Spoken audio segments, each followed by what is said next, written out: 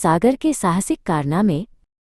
ये कहानी हमें 1815 के साल में ले जाती है। उस समय सूरत में कुबेर नाम का एक धनी व्यापारी रहता था।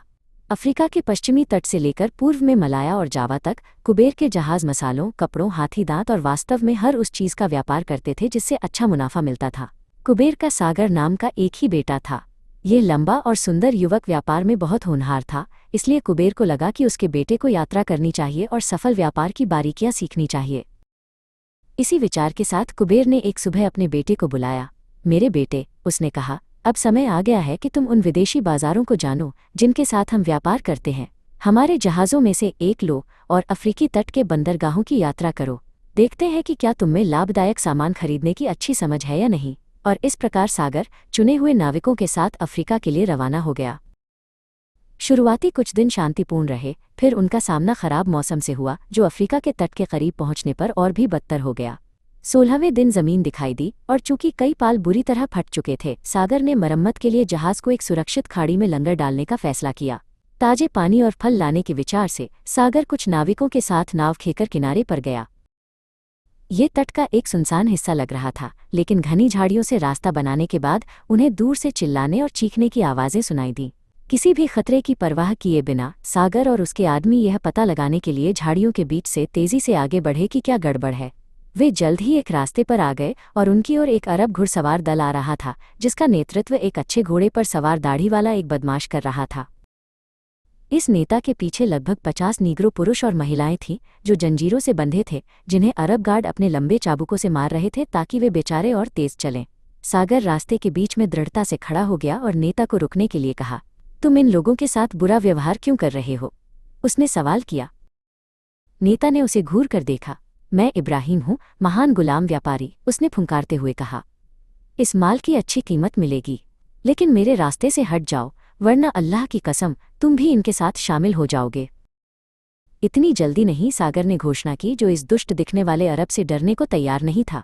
अगर ये पुरुष और महिलाएं बिक्री के लिए हैं तो तुम्हारी कीमत क्या है? अरब ने सागर को घूरा और फिर एक कुटिल मुस्कान के साथ एक ऐसी रकम बताई जो किसी बादशाह के खजाने जितनी बड़ी लग रही थी। काफी मोलभाव के बाद अरब अनिच्छा से अपनी मांग कम करने पर राजी हुआ। हालांकि उसने कसम खाई कि उसके बंदियों में से एक अरब राजकुमारी है जो अपने वजन के बराबर सोने की कीमत रखती है। अपना ये मूर्खतापूर्ण मोलभाव बंद करो, सागर ने तिरस्कारपूर्ण स्वर में कहा। मैं तुम्हें इन सभी गुलामों के लिए तुम्हारी तथाकथित सुंदर राजकुमारी सहित तुम्हारी मांग का आधा दूंगा। सागर के आश्चर्य का ठिकाना न रहा जब अरब मान गया। जब सागर ने व्यापारिक सामान खरीदने के लिए अपने पिता द्वारा दिए गए पैसे में से अधिकांश का भुगतान कर दिया तो गुलामों की बेड़ियां खोल दी गईं। उन्होंने जंगल में अपनी मातृभूमि की ओर भागने में कोई समय नहीं गंवाया। जैसे ही सागर ने गुलामों को खुशी खुशी आज़ादी की ओर भागते देखा, 2 अरब गार्ड एक प्यारी युवती और एक बुजुर्ग महिला को लेकर आगे आए। राजकुमारी निश्चित रूप से सुंदर थी, सागर ने सोचा। वो काफी लंबी थी और हालांकि इतनी यात्रा के कारण उसके कपड़े गंदे हो गए थे, फिर भी वो गर्व के साथ खड़ी थी। श्रीमान, हमें गुलामी से बचाने के लिए धन्यवाद, उसने बेहद सुरीली आवाज में कहा। मैं राजकुमारी ज़ैनब हूँ, जाफेट के राजा अल समंदल की बेटी।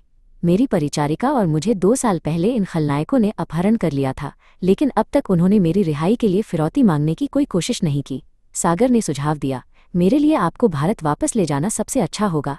वहां से जाफेट में आपके लोगों से संपर्क करने की व्यवस्था की जा सकती है।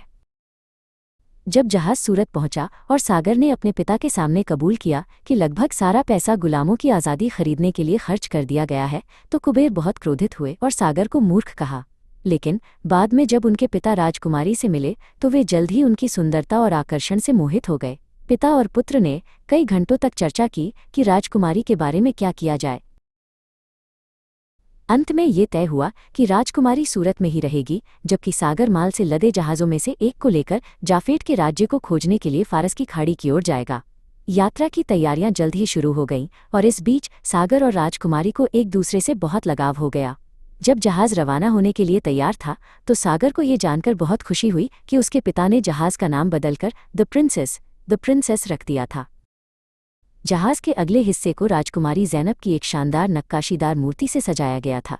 जाफेट के बंदरगाह को ढूंढना आसान साबित हुआ और जब जहाज़ घाट पर लंगर डाले हुए था तो सागर ने देखा कि कई राहगीर जहाज़ पर बनी मूर्ति की ओर इशारा कर रहे थे और उत्साह से बातें कर रहे थे।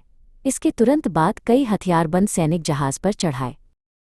जब सागर ने उनका सामना किया तो उन्होंने उसकी बाहें पकड़ लीं और उसके विरोध को अनसुना करते हुए उसे शहर की ओर ले गए।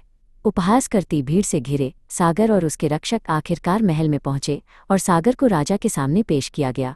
अल्लाह की कसम, हे विश्वासियों के रक्षक, गार्ड के अधिकारी ने घोषणा की, यही वो विधर्मी काफिर है जो उस जहाज की कमान संभालता है जिस पर हमारी प्यारी राजकुमारी का पुतला लगा है। बोलो। राजा ने सागर को घूरते हुए आदेश दिया, हमें बताओ कि राजकुमारी ज़ैनब कहाँ है, वरना रात होने तक तुम्हारी हड्डियां बाजारों में घूमने वाले आवारा कुत्ते चबा रहे होंगे। सागर ने जल्दी ही अपना संयम वापस पा लिया और राजा को बताया कि कैसे उसने अफ्रीका में गुलाम व्यापारियों से राजकुमारी को बचाया था और अब राजकुमारी उसके पिता के संरक्षण में सूरत में सुरक्षित और ठीक है। राजा ने संतोष के साथ सिर हिलाया, यदि तुम जो कह रहे हो वो सच है तो तुमने बहुत अच्छा किया है। मैं स्वयं सूरत चलूंगा। और उसने सागर को अगली सुबह अपना जहाज रवाना करने के लिए तैयार करने का आदेश दिया। भोर में राजा अपने बेटों, मुख्यमंत्री और सेनापति के साथ अपने प्रमुख जहाज में समुद्र के लिए रवाना हुए और सागर का जहाज द प्रिंसेस आगे आगे रास्ता दिखा रहा था। सूरत पहुंचने पर दोनों जहाज़ों का गर्मजोशी से स्वागत किया गया और 2 लंबे वर्षों के अलगाव के बाद अपने पिता का स्वागत करने वाली पहली व्यक्ति राजकुमारी ज़ैनब थीं। जब राजा ने राजकुमारी की आपबीती और सागर के प्रति उसके लगाव की कहानी सुनी तो वे उनकी शादी के लिए सहमत हो गए, लेकिन शादी जाफेट में होनी तय हुई। 2 हफ्ते बाद सागर अपने पिता कुबेर के साथ राजा के जहाज पर सवार हुआ और एक खुशहाल शादी की बारात जाफेट के लिए रवाना हुई। किसी को खबर नहीं थी कि मुख्यमंत्री हमेशा से अपने बेटे की शादी राजकुमारी ज़ैनब से कराने की योजना बना रहा था और एक भारतीय व्यापारी के बेटे से उसकी शादी के विचार ने उसे बेकाबू गुस्से से भर दिया था। एक रात देर गए सागर को नींद नहीं आ रही थी तो वो ठंडी हवा का आनंद लेने के लिए डेक पर आ गया। मुख्यमंत्री चुपचाप अपने केबिन से सागर के पीछे आया और यह सुनिश्चित करने के बाद कि डेक पर कोई और नहीं है, अचानक सागर पर झपटा और उसे जहाज से नीचे गिरा दिया। सौभाग्य से जहाज के पिछले हिस्से में एक नाविक ने ये देख लिया और आदमी पानी में गिरा का अलार्म बजा दिया। जल्द ही एक नाव नीचे उतारी गई और चूंकि ये चांदनी रात थी, नाविकों ने जल्द ही सागर को जहाज की ओर मजबूती से तैरते हुए खोज लिया। जैसे ही सागर थकान से चूर होकर दोबारा जहाज पर चढ़ा, राजा ने उससे मुलाकात की जिन्हें उनके मंत्री के जानलेवा प्रयास के बारे में पहले ही बताया जा चुका था। राजा ने गुस्से में उस बदनसीब आदमी को जंजीरों में जकड़ने और समुद्र में फेंकने का आदेश दिया। बाकी यात्रा सुचारू रूप से चली और जाफेट में वो महान दिन आया जब सागर और राजकुमारी की शादी हुई। दया, साहस और न्याय खतरे को दोस्ती और खुशी में बदल सकते हैं, जबकि लालच, क्रूरता और विश्वासघात अंततः उन लोगों को नष्ट कर देते हैं जो निर्दोषों के खिलाफ साजिश रचते हैं।